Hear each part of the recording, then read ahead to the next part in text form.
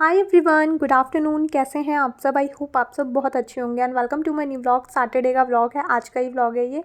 Time हो रहा था अप्रॉक्स 12 और 12:30 से। आज का जो व्लॉग है वो काफ़ी लेट मैं स्टार्ट करी थी और बाहर का कुछ वेदर इस तरह से हो रहा है।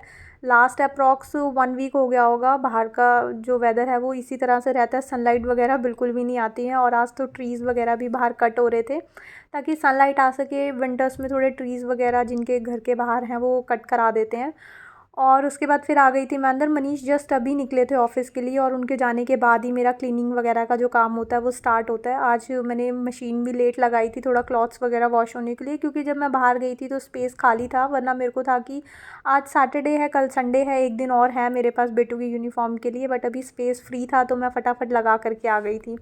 जब तक अब मेरे क्लॉथ्स वगैरह वॉश होते रहेंगे और तब तक फिर मैं अपने ये वाले काम निपटा लेती हूँ। तो इसको मैं पकड़ करके बैठाया, मैंने कहा चलो बैठो। अभी खेल रही थी एक्चुअली, मॉर्निंग में एक बार मैं उसको स्टडीज़ वगैरह करा चुकी थी और अभी इसका ब्रेक टाइम चल रहा था तो ये खेल रही थी। तो मैंने कहा पहले ये वाला काम निपटा लो, नहा धो करके मेरे को फ्री कर दो, उसके बाद आप अपना काम करते रहना और मैं अपना करती रहूँगी।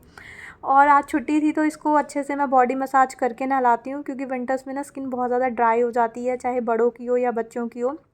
वैसे बेबी लोशन वगैरह मैं इसको लगाती हूँ मॉर्निंग में जब नहा करके आती है, बट स्टिल कोकोनट ऑयल से ना मैं इसकी मसाज कर देती हूँ छुट्टी वाले दिन, क्योंकि टाइम की कोई ऐसी दिक्कत नहीं होती, अर्ली मॉर्निंग ये सब हो नहीं पाता है।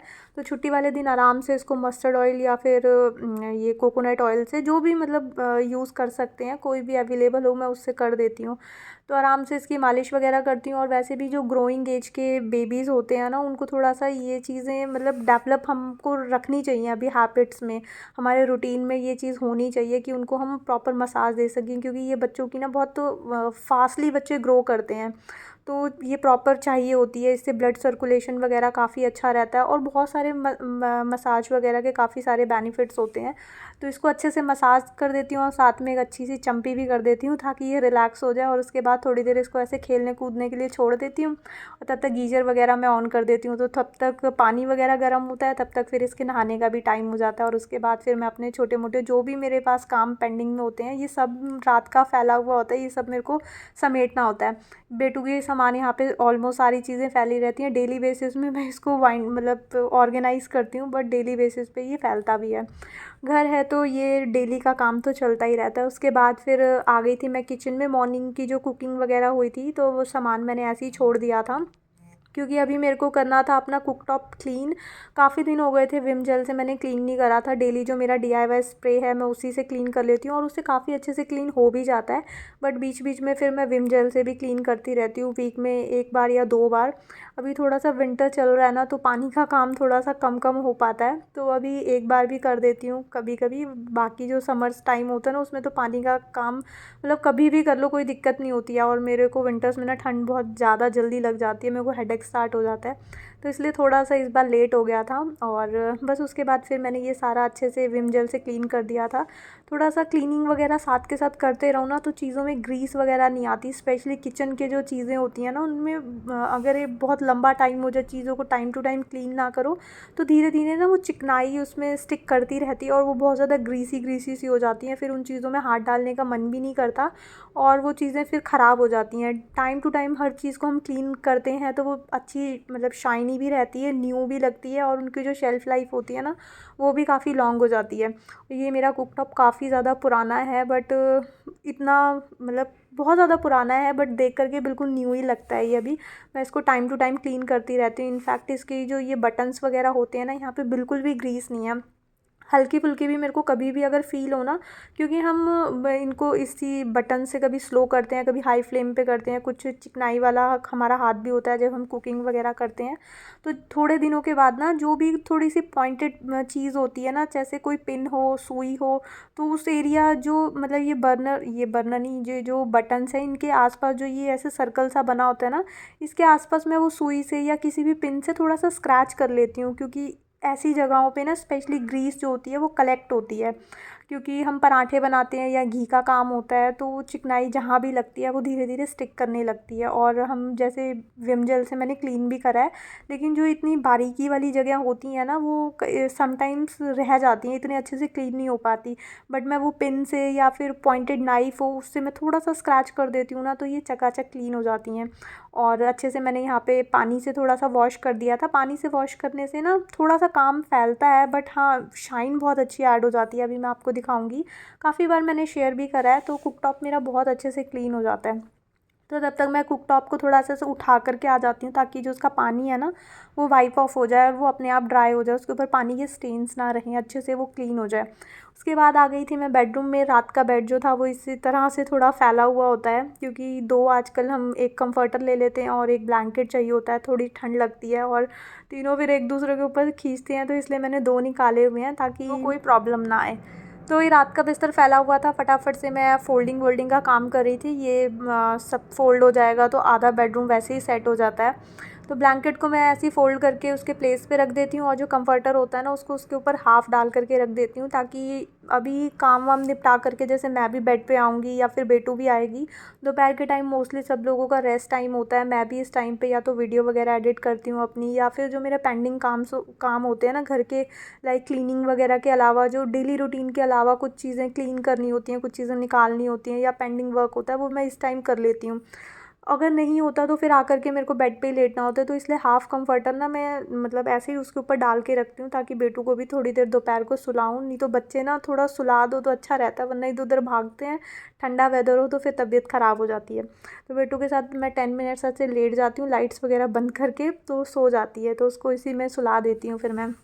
इसीलिए एक कंफर्टर वगैरह ना ऑलवेज़ मैं ऐसे बेड पे डाल करके रखती हूँ, या फिर ब्लैंकेट या फिर कंफर्टर। अभी कंफर्टर मेरी बेडशीट के साथ मैच हो रहा था तो मैं ये डाल देती हूँ, अदरवाइज़ जो भी मतलब वो मैच होता है तो वो डाल देती हूँ।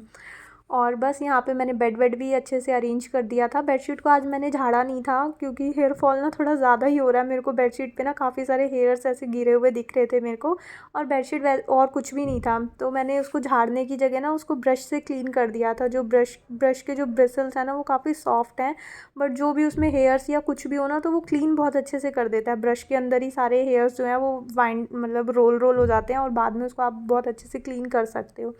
तो मैंने आज ब्रश से ही झाड़ दिया था, बाकी सेट ही पड़ी थी बेडशीट, कोई निकली हुई नहीं थी। उसके बाद फिर यहाँ पे आज मेरे को मिरर्स वगैरह भी क्लीन करने थे। मिरर्स बहुत जल्दी गंदे हो जाते हैं, बेटू अपने आप को देखती है ना तो वो हैंड्स उस पर टच करती है, और नॉर्मली अगर उसके हैंड्स में कुछ क्रीम वगैरह नहीं भी है तो भी बच्चों के हैंड्स में ना कुछ रहता है, कहीं ना कहीं वो हाथ डालते रहते हैं, चीज़ों को टच करते रहते हैं। वो डायरेक्ट आकर के मिरर्स पे टच करती है ना, तो उस पर मिरर्स पे ऑलवेज स्टेन आ जाते हैं। मैं अभी करके जाऊँगी ना थोड़ी देर के बाद, फिर से वो कुछ ना कुछ उस पर लगा देगी। तो बट ये तो हमारे रूटीन का पार्ट है, तो उसका काम है ख़राब करना, मेरा काम है ठीक करना। तो मैंने मिरर उसका ड्रेसिंग का क्लीन कर रही थी, पहले मैंने अलमीरा का भी अच्छे से क्लीन कर दिया था, और उसके बाद बाहर का जो एरिया था, जो बेटू के मॉर्निंग की बुक्स वगैरह फैली हुई थी, वो भी मैं यहाँ पे सेट कर रही थी। बेटू के एग्ज़ाम्स चल रहे हैं तो इसलिए सारी जो भी उसके बैग में नोटबुक्स बुक्स वगैरह हैं एक्स्ट्रा में, जिसका एग्ज़ाम होता है वो मैं देती हूँ साथ में, और जो नेक्स्ट एग्ज़ाम होता है उसको बैग में डाल करके देती हूँ। बाकी सारी उसके बैग से नोटबुक्स बुक्स वगैरह सब कुछ मैंने निकाल दिया है, और टेबल के नीचे अभी फ़िलहाल रखा हुआ है। जब उसके एग्ज़ाम्स वगैरह फ़िनिश हो जाएंगे तो ये सारा मटेरियल उसके बैग में दोबारा से चला जाएगा। और बस उसके बाद सारा कुछ यहाँ से मैंने अरेंज कर दिया था, ऑर्गेनाइज़ कर दिया था, जो चीज़ें जहाँ की थी उसको वहाँ पे पहुँचा दिया था। बस इतने ही सब में ना हमारा हाफ़ से ज़्यादा घर जो होता है वो क्लीन हो जाता है। उनको उनके प्लेस पे पहुँचा दो, चीज़ों को उनके प्लेस पे पहुँचाने से ना एक तो उनको उनका एक्सेस बहुत ईजी हो जाता है। हम घर पे अवेलेबल नहीं है और प्रॉपर किसी चीज़ का प्लेस है, तो जो दूसरा मेंबर होता है ना उसको ढूंढने में या फिर उसका टाइम वगैरह वेस्ट नहीं होता। तो ऑलवेज़ चीज़ों का एक प्लेस बनाना बहुत ज़रूरी है। अभी फ़िलहाल एलेक्सा का प्लेस मैंने यहीं टेबल पे बनाया हुआ है।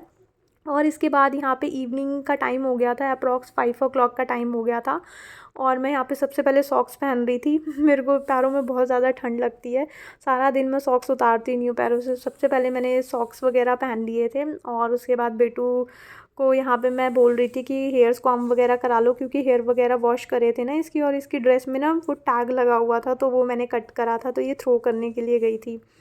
और बस यहाँ पे मैं बेटू के हेयर्स वगैरह कॉम्ब कर रही थी, क्योंकि हेयर वॉश हुए थे ना तो टैंगल्ड हो जाते हैं बच्चों के साथ अगर इसको अभी डिटैंगल नहीं करती। साथ के साथ बेटू के हेयर्स जैसे ही हल्के फुल्के ड्राई हो जाते हैं ना, मैं साथ के साथ इसके कॉम्ब कर देती हूँ हेयर्स में, जब तक थोड़े से वेट रहते हैं। अभी विंटर्स का टाइम है, थोड़ा सा टाइम लगता है ड्राई वगैरह होने में भी।